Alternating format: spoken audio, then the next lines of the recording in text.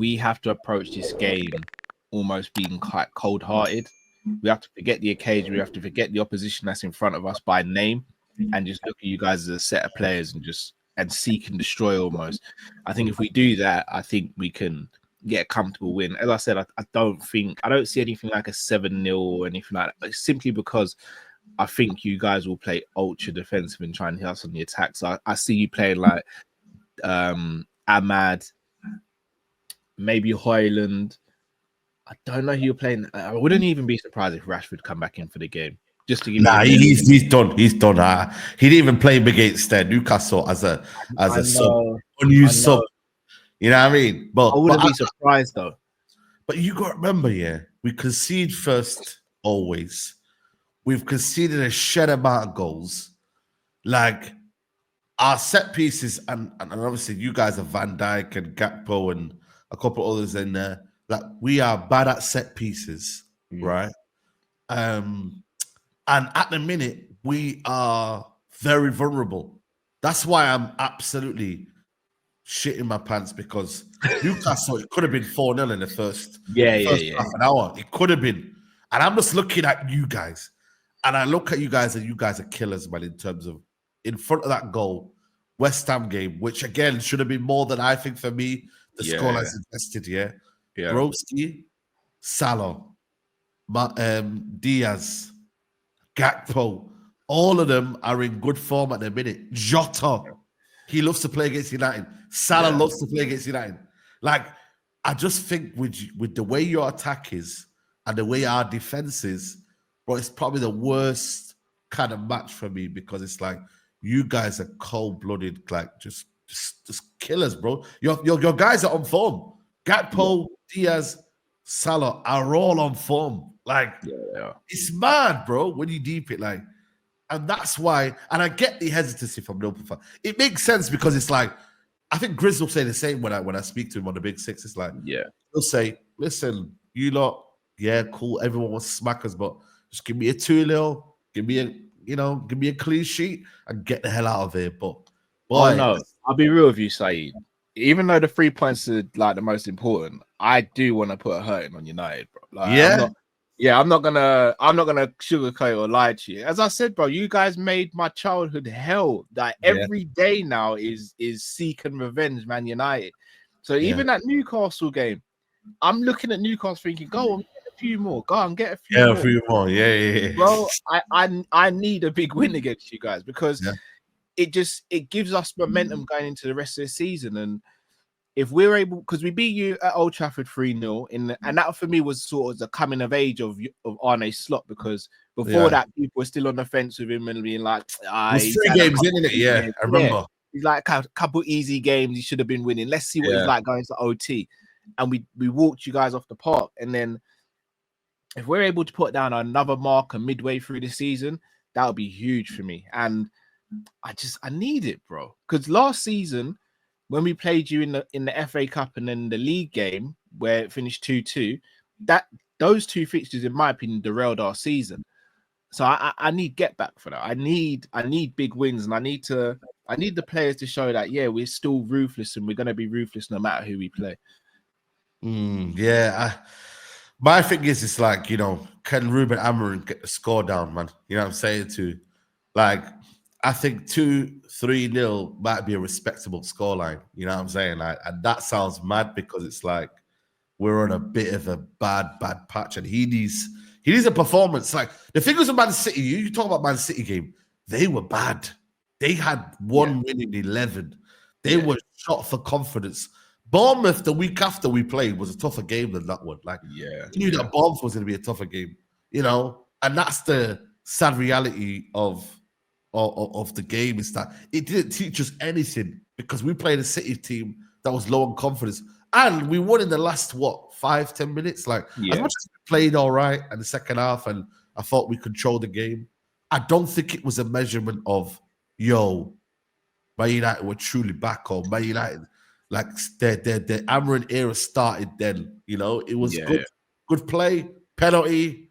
The game was just, the momentum just swung in our favor. This one here, every single bit of metric, every single bit of stat is against us. bro, people can say maybe, Curtis Jones maybe being at the back and Kwanzaa. No, forget it. Robinson, that side, honestly, forget it. Midfield battle, forget it. And at the minute, we're just not work. Our system is working, but the personnel is not great. I'm looking at the battles. I'm looking at Salah versus Dalot. Oof. So, all right, with this whole wing back thing, Yeah. I rate Mazraoui. I wanted us to sign Mazraoui before you guys did. Dalot's obviously been linked with Real Madrid, which is going under the radar because Trent seems to be the main. Yeah.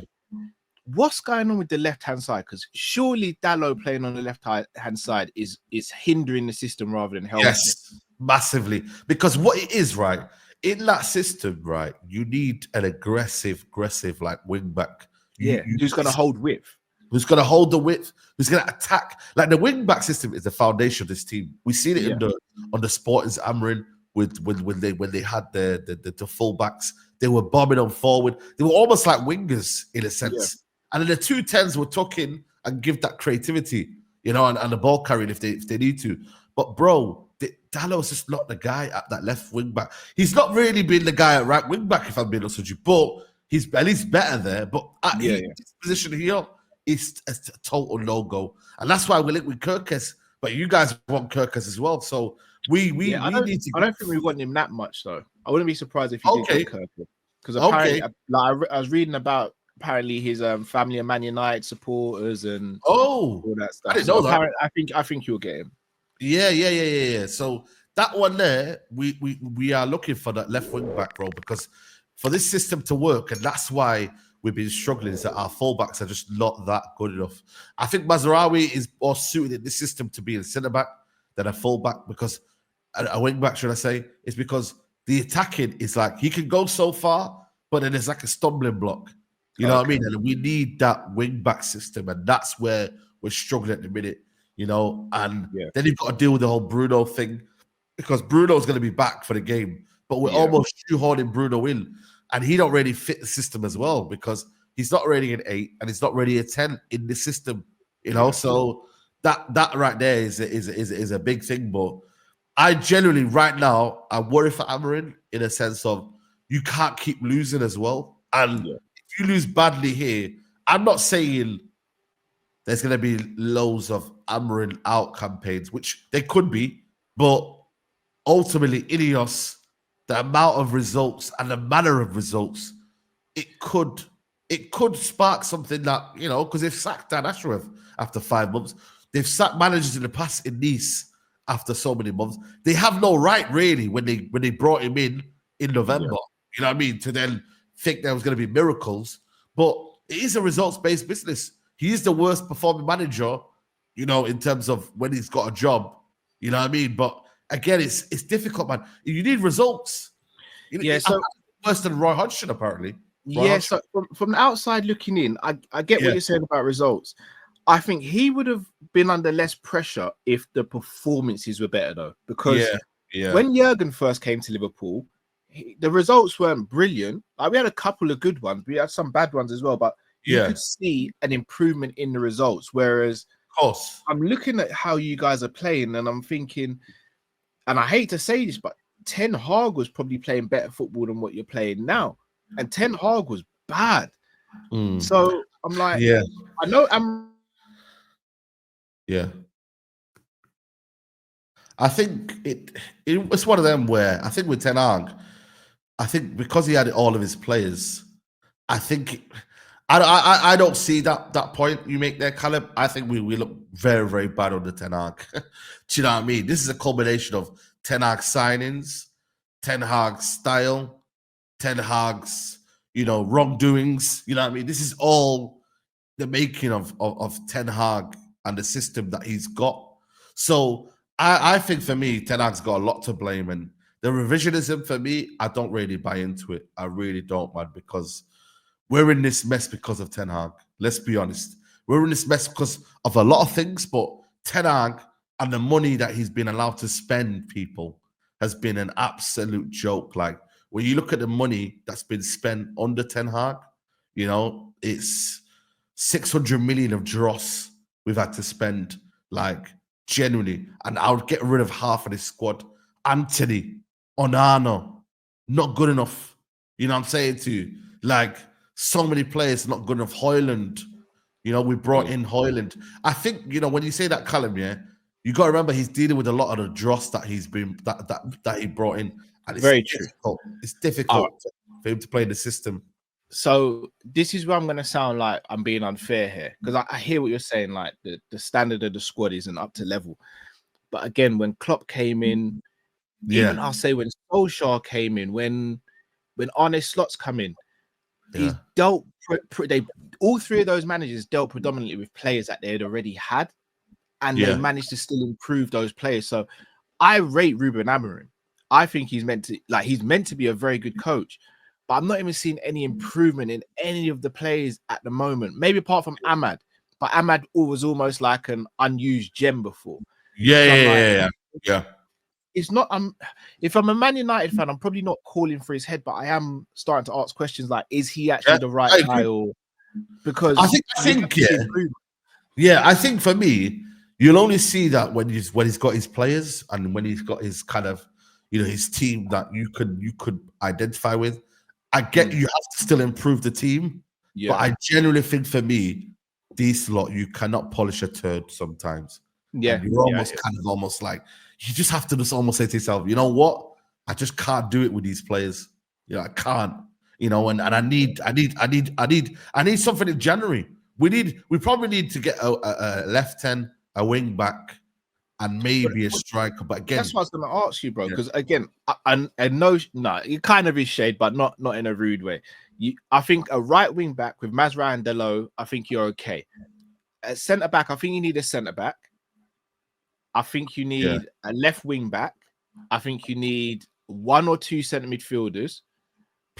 I think you need a striker, and I think you need a left 10, as you said. So that's 6 players I think you need. And that for me, maybe is for the first 11 rather than just the squad. Yeah, I know. 11. You have to improve the squad. Improve the 11. If I was to say to you right now, you can get 2 players in January. Who are the 2 positions you're looking to fill? And what's the player names, for example? Because that's a lot of good players to try and get in.